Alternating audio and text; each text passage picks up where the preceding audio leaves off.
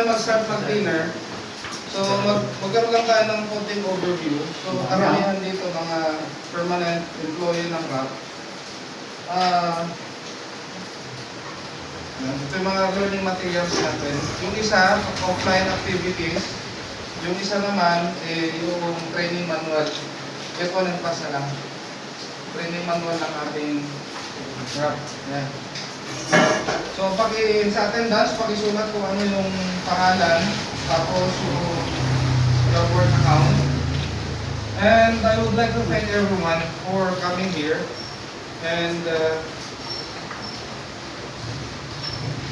despite of the unfavorable weather, we are able to figure out na magandang po ating dinner. So, kanina, kinakabahan ako dahil napakalakas na ulan. Hindi ko inaasahan na ganito yung weather natin. So ngayon, we will have a quick review of the company profile and the ways to earn. No? So yan. Okay na yan? Continue lang. So, good evening. Ngayon, may tanong kayo?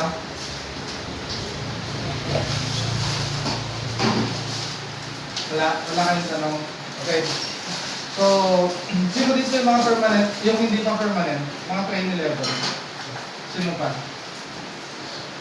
Yan. Trainee level. Yan, service. Okay, so meron tayong isa, dalawa, tatlo, apat. Apat na trainee level, no? So, yung iba, from Ramon at saka Baler, hindi na sila nakapunta. Okay. Okay na, Sir DJ?